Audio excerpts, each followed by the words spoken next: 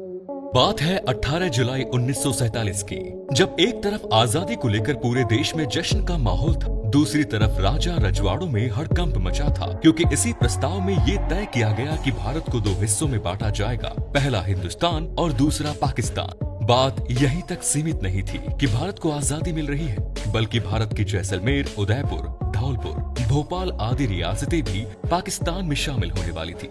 लेकिन फिर कैसे मेवाड़ के राजा राणा भोपाल सिंह और वल्लभ भाई पटेल ने जिन्ना की चालाकी को परखकर इन रियासतों को बचा लिया, जानेंगे इस वीडियो में। बहुत सी रियासतों के राजा इस बात को लेकर असमंजस में थे कि पाकिस्तान में जाया जाए या स्वतंत्र रहा जाए, क्योंकि हिंदुस्तान तो आखिरी विकल्प था ही। लेकिन भोपाल के नवाब हमीदुल्ला खां ये तय कर चुके थे कि उन्हें हर हाल में भोपाल को पाकिस्तान में शामिल करना है। अब भोपाल के नवाब के सामने समस्या ये थी कि भोपाल को पाकिस्तान में मिलाया कैसे जाए, क्योंकि भोपाल कोई चीज तो था नहीं जिसे उठाया और पाकिस्तान में मिला दिया जाए। इन दोनों के बीच कुल 5 रियासतें थी, जिसमें से 3 बड़ी रियासतें थी राजस्थान की। वो राजस्थान जहां महाराणा प्रताप जैसे देशभक्त पैदा हुए, जिन्होंने मातृभूमि की रक्षा के लिए मुगलों से लोहा लिया। उस धरती को पाकिस्तान का हिस्सा कैसे बनाया जाए, इस बात को लेकर मुस्लिम लीग के नेता मोहम्मद अली जिन्ना और भोपाल के नवाब हमीदुल्ला खां काफी दिमाग लड़ा रहे थे। दोनों ने मिलकर एक प्लान बनाया और रियासतों के राजाओं से मुलाकात शुरू कर दी। उन्हें भरोसे में लेने के लिए जिन्ना कोरे कागज पर सिग्नेचर करते और हर एक राजा को ये यकीन दिलाते कि अगर वो अपनी रियासत को पाकिस्तान में शामिल कर देते हैं तो उनकी हर एक शर्त मान ली जाएगी। इस तरह जिन्ना और नवाब ने मिलकर अधिकांश रियासतों को राजी कर लिया। अब वो दिन दूर नहीं था जब आधा राजस्थान पाकिस्तान का हिस्से बनने वाला था। लेकिन जिन्ना का बना बनाया खेल बिगड़ गया, एक राजा की हट के कारण। कहते हैं कि जिन्ना और नवाब के पाकिस्तान में शामिल होने के प्रस्ताव का उस देशभक्त महाराणा ने ऐसा करारा जवाब दिया कि नवाब को भी मजबूर होकर भोपाल को भारत में शामिल कर पाना पड़ा। कौन थे ये राजा और क्या थी इनकी कहानी, इसे समझने के लिए हमें चलना होगा इतिहास के उस दौर में जब राज्य रजवाड़ों को हिंदुस्तान और पाकिस्तान में विलय करने की कवायद चल रही थी। ये कहानी शुरू होती है साल 1945 से। ब्रिटेन में चुनाव होते हैं और प्रधानमंत्री विंस्टन चर्चिल चुनाव हार जाते हैं। उनकी जगह पर नए प्रधानमंत्री बनते हैं क्लेमेंट रिचर्ड एटली। ये वो दौर था जब एक तरफ भारत में आजादी को लेकर लगातार आंदोलन हो रहे थे और दूसरी तरफ जगह जगह धर्म के नाम पर दंगे। भारत के इन हालातों से निपटने के लिए उस समय के वायसराय आर्चीबाल्ड वॉवेल नाकाम हो रहे थे।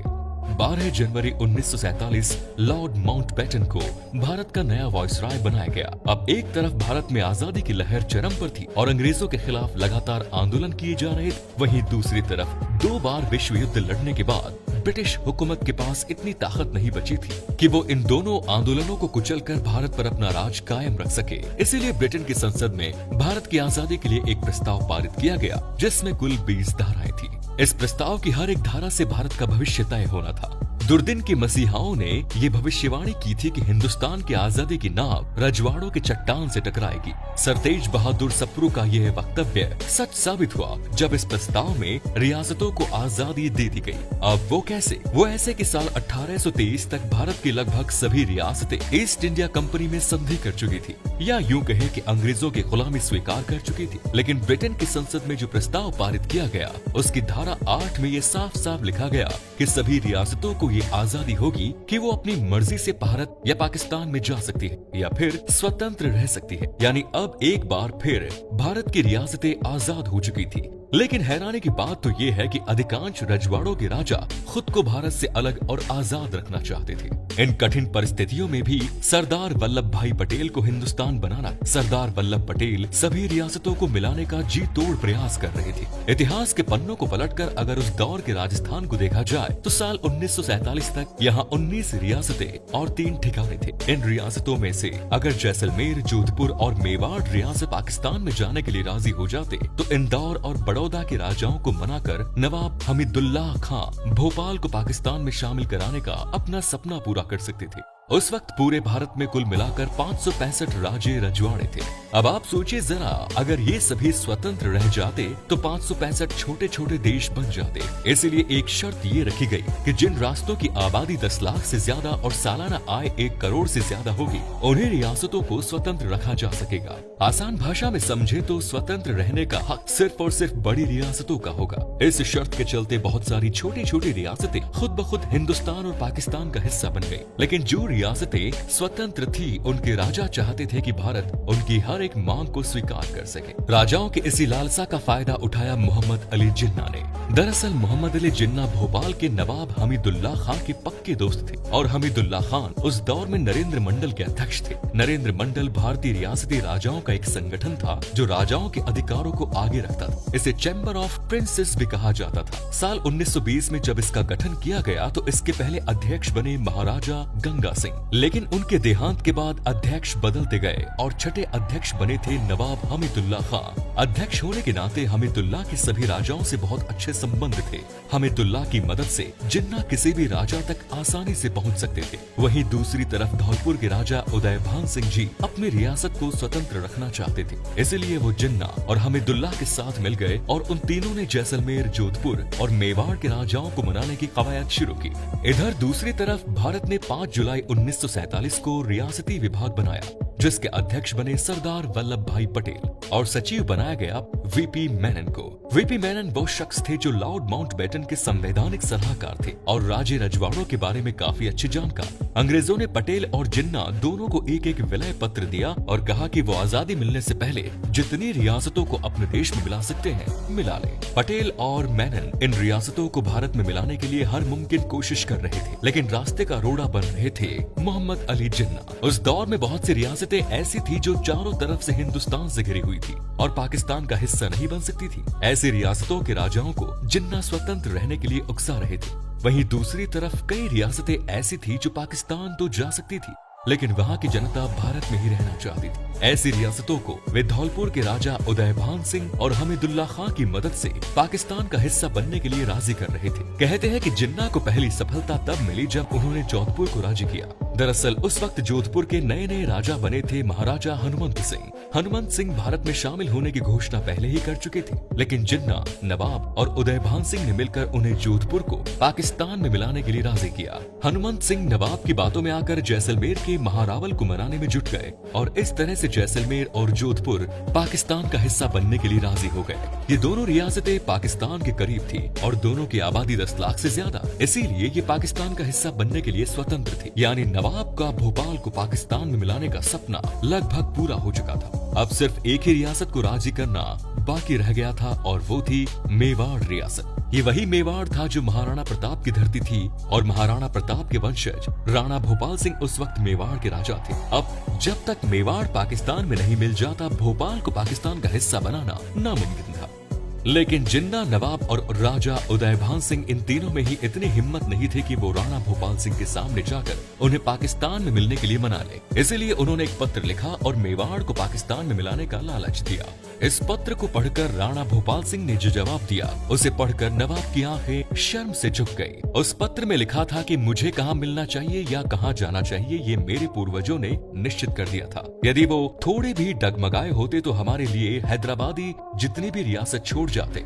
उन्होंने ऐसा नहीं किया और ना ही मैं करूंगा, मैं हिंदुस्तान के साथ। दरअसल साल 1947 तक हैदराबाद भारत की सबसे बड़ी रियासत थी, लेकिन अगर महाराणा प्रताप अकबर के आगे झुके होते तो मेवाड़ भारत की सबसे बड़ी रियासत होता। इसकी गवाही इतिहास भी देता है। इतिहास के पन्नों में झांक कर अगर देखा जाए तो अकबर मेवाड़ के बदले महाराणा प्रताप को एक वक्त पर आधा हिंदुस्तान भी उपहार में देने का वादा कर चुका था। लेकिन अकबर के इस प्रस्ताव को भी राणा ने अपने स्वाभिमान और मातृभूमि की रक्षा के लिए ठुकरा दिया। अगर वो अकबर के आगे झुक जाते तो मेवाड़ हैदराबाद से कई गुना बड़ा होता, लेकिन उन्होंने ऐसा नहीं किया। जब महाराणा प्रताप नहीं झुके तो राणा भोपाल सिंह कहाँ झुकने वाले थे। आखिर उनके रगों में भी तो महाराणा प्रताप का ही खून दौड़ रहा था। भोपाल सिंह के दो टूक जवाब से नवाब और जिन्ना ये समझ गए थे कि मेवाड़ पाकिस्तान का हिस्सा कभी नहीं बनेगा। लेकिन समस्या ये थी कि जब तक मेवाड़ पाकिस्तान में नहीं मिलता, तब तक भोपाल को भी पाकिस्तान में नहीं मिलाया जा सकता। थक हार कर नवाब को भी विलय पत्र सिग्नेचर करने पड़े और भोपाल को भारत में मिलाना पड़ा। कहते हैं कि महाराणा भोपाल सिंह की हर शर्त मानने के लिए जिन्ना तैयार थे, लेकिन भोपाल सिंह ने अपने देश और प्रजा के हित को सबसे आगे रखा। तभी तो 14 जनवरी 1949 को खुद सरदार पटेल महाराणा भोपाल सिंह से मिलने के लिए उदयपुर पहुंचे।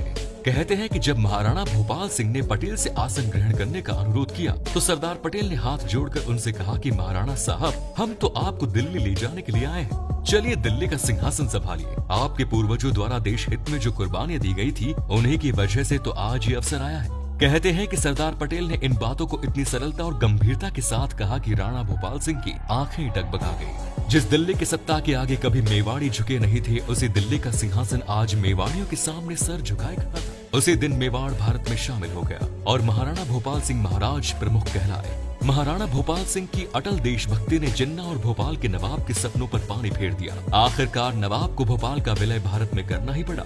7 अगस्त 1947 यही वो दिन था जब राजस्थान की रियासत बीकानेर में सबसे पहले भारत के साथ विलय पत्र पर सिग्नेचर किए गए। ये वाकई हर बीकानेरी के लिए गौरव की बात है कि उनकी रियासत सबसे पहले भारत का हिस्सा बने। इसके बाद एक एक करके सभी रियासतें भारत में शामिल होती गयी। हालांकि जोधपुर के राजा हनुमंत सिंह अब भी भारत में मिलने के लिए तैयार नहीं थे। कहते हैं कि हनुमंत सिंह पाकिस्तान में मिलने के लिए इतने बेकरार थे कि उन्होंने सरदार पटेल के साथ ही वीपी मेनन पर भी बंदूक तान दी। The story of integration of Indian state नामक अपनी किताब में खुद वीपी मेनन ने इस घटना का जिक्र किया, लेकिन 9 अगस्त 1947 को उन्होंने यानी कि हनुमंत सिंह ने भी विलय पत्र पर साइन कर दिया।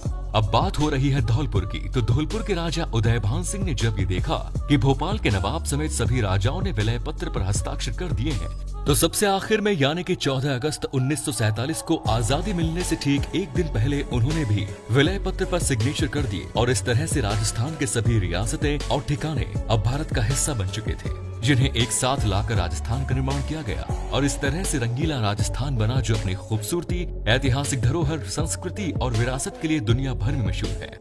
हालांकि आज हम जो राजस्थान भारत के नक्शे में देखते हैं, इसे बनाने में 8 साल से भी ज्यादा का वक्त लग गया, लेकिन 30 मार्च 1949 को जोधपुर, जयपुर, जैसलमेर और बीकानेर जैसी बड़ी रियासतों को आपस में मिलाकर बेहतर राजस्थान संघ को बनाया गया। यही वो दिन था जब भारत के मानचित्र में राजस्थान ने जन्म लिया। इसीलिए हर साल 30 मार्च को राजस्थान दिवस मनाया जाता है। महाराणा भोपाल सिंह के देश प्रेम की वजह से जैसलमेर से लेकर भोपाल तक का हिस्सा पाकिस्तान में जाने से बच गया और बाकी सभी राजाओं को भी भारत का हिस्सा बनना पड़ा। फिर साल 1947 में आजादी मिलने के बाद एक एक करके रियासतों को आपस में मिलाया गया और करीब 8 साल की कड़ी मेहनत के बाद राजस्थान का निर्माण किया गया। हालांकि इसके बाद भी काफी समय लगा उस राजस्थान को बनने में जिसे आज हम भारत के नक्शे में देखते हैं, लेकिन इन 8 सालों में हजारों दिलचस्प किस्से और कहानियां इतिहास के पन्नों में दर्ज होती चली गयी, जिन्हें freedom at midnight, Transfer of Power, The Story of Integration of Indian State, The Last Days of British Raj in India जैसे कई किताबों में समेटा गया है। अगर आप भी ऐसे कई दूसरे किस्से और कहानियां सुनना चाहते हैं तो कमेंट्स में जरूर बताएं। दोस्तों, इसी तरह का एजुकेशनल कंटेंट दिलचस्प कहानियों के माध्यम से देखने के लिए हमारे फेसबुक पेज को फॉलो करें। धन्यवाद।